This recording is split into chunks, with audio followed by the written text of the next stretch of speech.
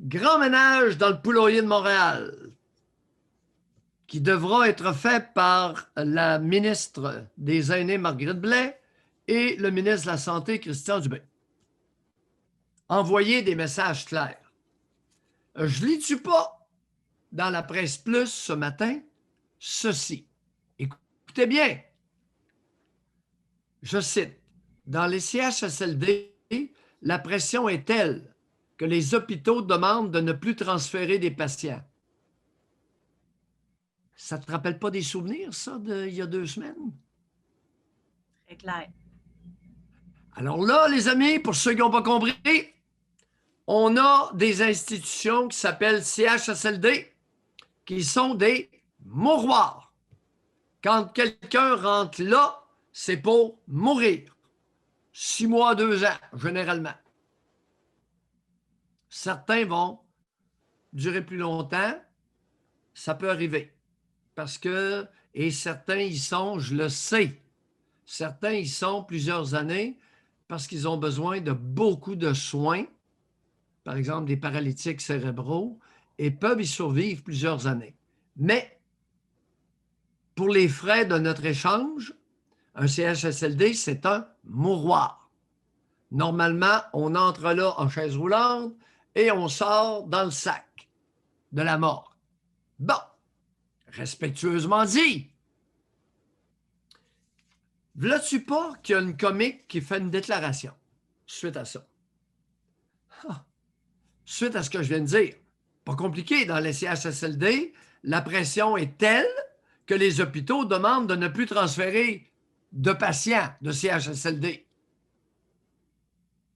Ça va littéralement paralyser nos hôpitaux. Ce sont des moribonds. V'là-tu pas que la chef adjointe de l'hébergement du CIUS Centre-Sud de l'île de Montréal, l'île aux rats, fait une déclaration. Écoutez bien ça. Elle s'appelle la docteure Sophie Zhang. Z-H-A-N-G. Ça nous inquiète parce qu'on veut que nos patients aient accès à des soins.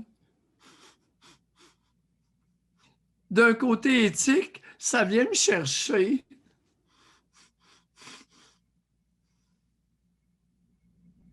Ça, je répète, la docteure Zhang s'occupe de l'hébergement d'un CHSLD. Ça nous inquiète parce qu'on veut que nos patients aient accès à des soins. On veut les envoyer à l'hôpital quand ils pognent le virus chinois.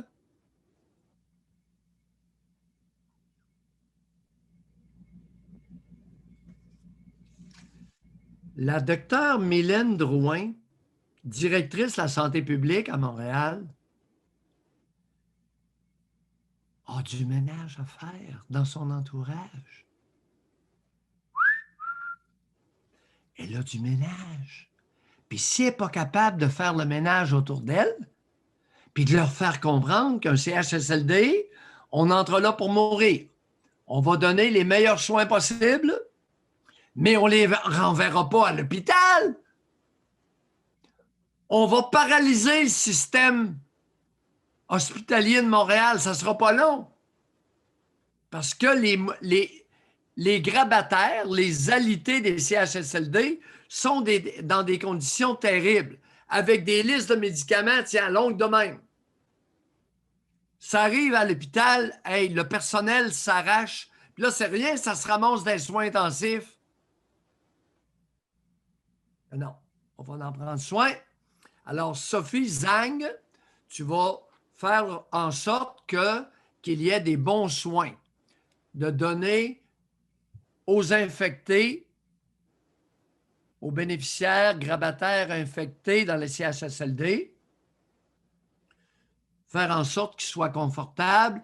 Et, si ça peut te rassurer, ma grande, ça, généralement, dans les CHSLD, les 2/3 des grabataires qui sont là vont s'en sortir. Il y a autour de 30 30-33 %. C'est rare que ça dépasse ça. Un 30 % qui va mourir du virus et les 2 tiers qui vont s'en sortir. Bon. Maintenant, j'arrive au vaccin. On gaspille des vaccins à l'heure actuelle au Québec. Hey, c'est terrible, terrible. On vaccine des grabataires, des moribonds. On gaspille des vaccins. Il est important, je répète, de vacciner les préposés aux bénéficiaires d'abord. Pourquoi? Parce que si la préposée aux bénéficiaires attrape le virus chinois, elle doit s'en aller chez elle. Elle n'est pas remplacée.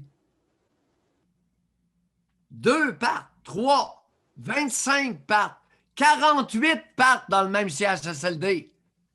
Moi, mesdames, là, réfléchissez.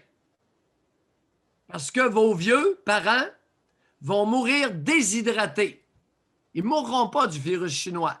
Ils vont mourir déshydratés dans leurs excréments. Pourquoi? Il n'y a plus de préposés aux bénéficiaires. On diminue, c'est-à-dire, ce n'est pas vrai ce que je viens de dire. Il va y avoir une diminution telle de préposés aux bénéficiaires qu'il y a des grabataires qui vont mourir déshydratés et dans leurs excréments. Pensez à votre affaire, les amis. Vaccinez les bonnes personnes. Quelle ne fut pas mon agréable surprise ce matin en Nouvelle-Écosse? Sais-tu qui a eu le premier vaccin? Une infirmière.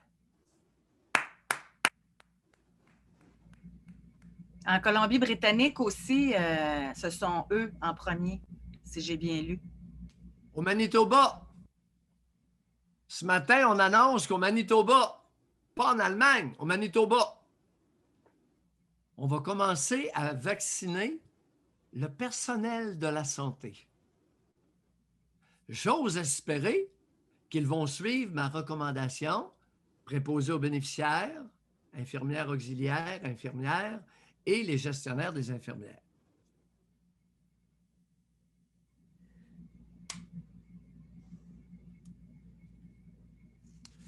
Je terminerai ma petite envolée en disant que,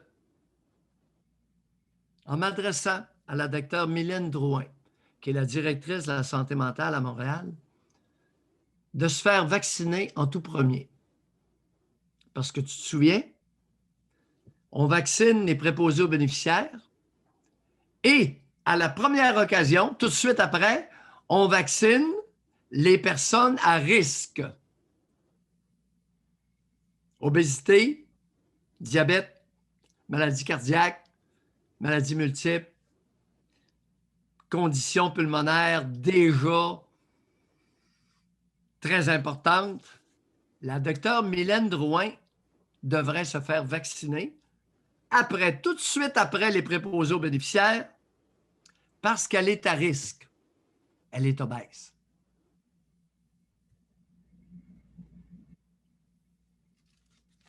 Avant de se quitter, moi, je veux juste rajouter un petit point.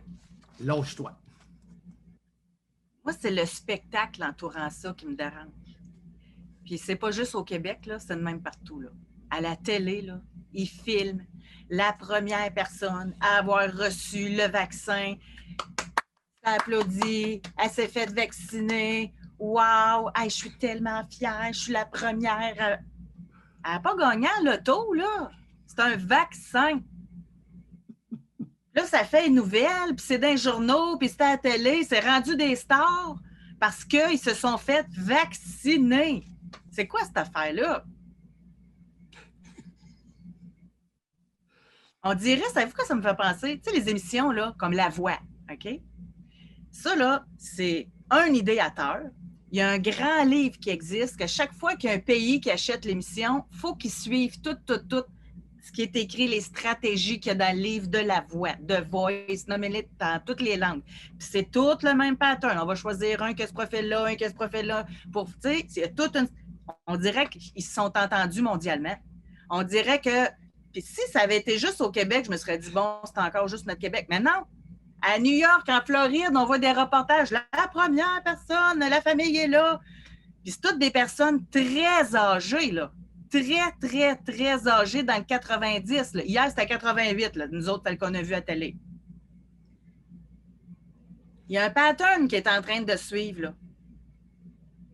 Puis d'après moi, tout ça, c'est pour créer une petite émotion, pour que le monde se dise « Ah, ben là, si elle s'est fait vacciner, ça veut dire que c'est sécuritaire. Ah, ben là, regarde, tout le monde est d'accord, tout le monde applaudit. Hey, c'est une star, elle s'est fait vacciner, je veux être une star, moi aussi. » Il y a un pattern qui est en train de se mettre en place avec ça. En tout cas. Je lis peut-être trop de livres ou je regarde trop de films, mais ça sent arrangé. José, tu as beaucoup d'expérience dans les médias. Alors, il n'y a personne qui va pouvoir argumenter avec toi là-dessus. Ce matin, ma chronique essayait de faire appel à l'intelligence humaine et non pas à sa bêtise.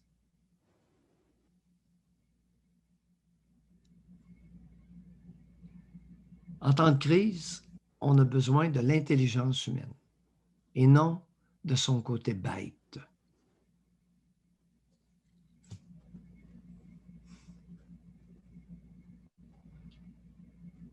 Infantiliser une collectivité a rarement été productif dans l'histoire de l'humanité.